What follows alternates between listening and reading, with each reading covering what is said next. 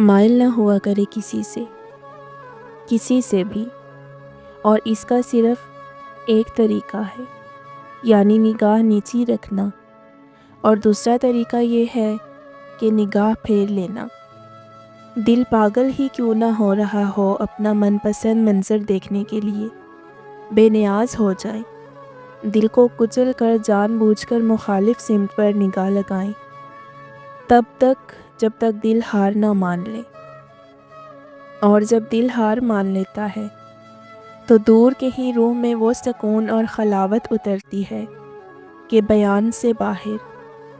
اس لیے اگر مائل نہیں کرنا تو مائل ہونا بھی نہیں ہے، اپنا معیار سیٹ کرنا ہے، اپنا کردار اونچا اور مضبوط بنانا ہے، اپنے دل کو اپنے ہاتھ میں رکھنا ہے، کیونکہ جس انسان کا دل بنانے والے کے بعد اس کے اپنے ہاتھ میں آ جائے، اس سے بڑا خوش قسمت کوئی نہیں ہوتا۔ غیرت کا مفہوم کسی مرد سے ریلیٹڈ ہونا نہیں ہوتا، غیرت کا صرف ایک ہی مفہوم ہے، اللہ کی بنائی حدود کو نہ توڑنا۔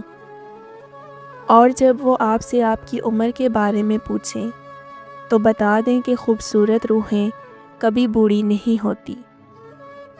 کوئی محبت، دوستی، تعلقات میں جھوٹ بولے تو اسے کوئی صفائی، کوئی وضاحت نہ مانگو، بس اس پر یقین کرنا چھوڑ دو۔ انسان جو سب سے بھاری بوجھ اٹھا سکتا ہے وہ اس کے سر پر ہوتا ہے، الجھا ہوا ماضی، تلخ باتیں، پرانی یادیں اور مستقبل کی سوچ۔ بعض دفعہ کچھ لوگوں کے ساتھ بڑا اچھا تعلق رہا ہوتا ہے اور پھر وہ تعلق کسی بھی وجہ سے ختم ہو چکا ہوتا ہے۔ ہمارا بہت دل کرتا ہے ان سے رابطہ کر لیں، ان سے بات کر لیں، ایک میسیج ہی کر لیں، انہیں بلائیں، انہیں پکاریں، انہیں جا کر مل لیں، ان کے پاس بیٹھیں، لیکن یکدم ان کی زیادتیاں یاد آ جاتی ہیں، ان کے دیے ہوئے دکھ یاد آ جاتے ہیں، پھر ہمارا دل بھر آتا ہے، ہم دکھ میں مبتلا ہو جاتے ہیں اور پھر ہم ان سے رابطہ نہیں کرتے، اور ایسا ہمیشہ ہی ہوتا ہے۔ جیسے جیسے انسان کی سوچ کا دائرہ وسیع ہوتا ہے، اس میں ایکسیپٹنس بڑھ جاتی ہے، وہ لوگوں کے بجائے اپنی ذات کے منفی پہلوؤں کو سنوارنے لگتا ہے، اور یہی ذہنی سکون کی ابتدا ہے۔ کبھی کبھی گھٹن اتنی ہو جاتی ہے کہ دل چاہتا ہے وہاں جا کر بسا جائے جہاں کسی انسان کا نام و نشان نہ ہو۔ عورت مرد پر بہت جلدی اثر کرتی ہے، اور وہ دنوں میں نہیں گھنٹوں میں پاگل ہو جاتا ہے، اور اتنی ہی جلدی اس سے بیزار بھی ہو جاتا ہے۔ اور مرد عورت پر بہت دیر بعد اثر کرتا ہے، اور اتنا گہرا اثر کرتا ہے کہ عورت ساری زندگی نہیں سنبھل پاتی۔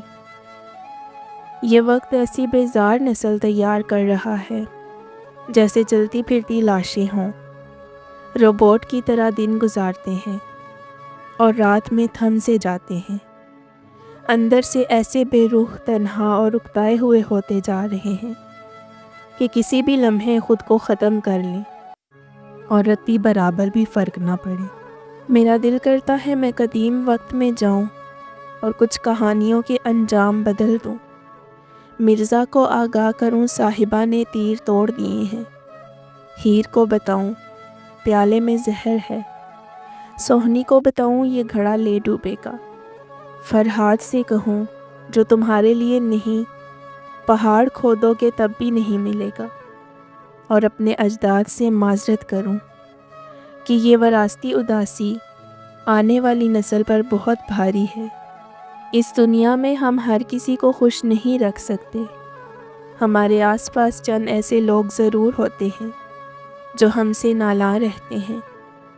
وجہ یہ نہیں ہوتی کہ ہم برے ہیں اور وہ بدترین، وجہ یہ ہے کہ ہم ان کے مطابق نہیں ہوتے۔ ہر کوئی یہ ڈیزرو نہیں کرتا کہ اسے ہم اپنے دل کی باتیں بتائیں۔ کچھ لوگوں کو ان کے ذہنی معیار کے مطابق ڈیل کرنا پڑتا ہے۔ بعض اوقات انسان بچپن ہی سے کسی مقام پر پہنچنے کے لیے اتنی محنت کرتا ہے اپنی خواہشوں کو ادھورا رہتے دیکھتا ہے، شوق کی عمر میں صبر کرنا سیکھ لیتا ہے۔ پھر بالآخر جب وہ مقام پر پہنچ جاتا ہے تو اس کے چہرے پر خوشی باقی نہیں رہتی۔ اس کی خوشی اس کے صبر کے پیچھے دب چکی ہوتی ہے۔ پھر انسان کو کچھ حاصل ہو یا نہ ہو، اسے کوئی فرق نہیں پڑتا۔ ہم اس صدی کی آخری جنریشن ہے۔ ہم جو محسوس کرتے ہیں وہ کہہ نہیں سکتے۔ ہم دکھی ہوتے ہیں لیکن ہم رو نہیں سکتے۔ ہم خوش ہوتے ہیں لیکن خوشی میں گنگنا نہیں سکتے۔ ہم غصہ کرتے ہیں لیکن چیخ نہیں سکتے، کیونکہ اگر ہم یہ سب کریں گے تو ہمیں شرم محسوس ہوگی۔ رشتے دونوں طرف سے نبھائے جاتے ہیں۔ آپ مجھ پر غلط تبصرے کریں، مجھے ذلیل کریں، ذہنی مریض بنا دیں اور میں ویسے ہی رشتے نبھاتی رہوں؟ نہیں، میرے پاس بھی دل ہے جو سب نے بہت بری طرح سے دکھایا۔ اگر ہم اپنی ذات پر غور کریں تو ہم سے بڑھ کر کوئی ظالم نہیں، کیونکہ ہم وقتی محبت اور وقتی رشتوں کی خاطر اپنی ذات کو اذیت میں مبتلا رکھتے ہیں۔ 7 مقام ہوتے ہیں عشق میں: دلکشی، انس، محبت، عبادت، عقیدت، جنون اور بلاک۔ وہ لمحہ بہت بھاری ہوتا ہے جب ہم اپنے دل کے خلاف فیصلہ دے کر خود اپنے ہی صبر کا امتحان لیتے ہیں۔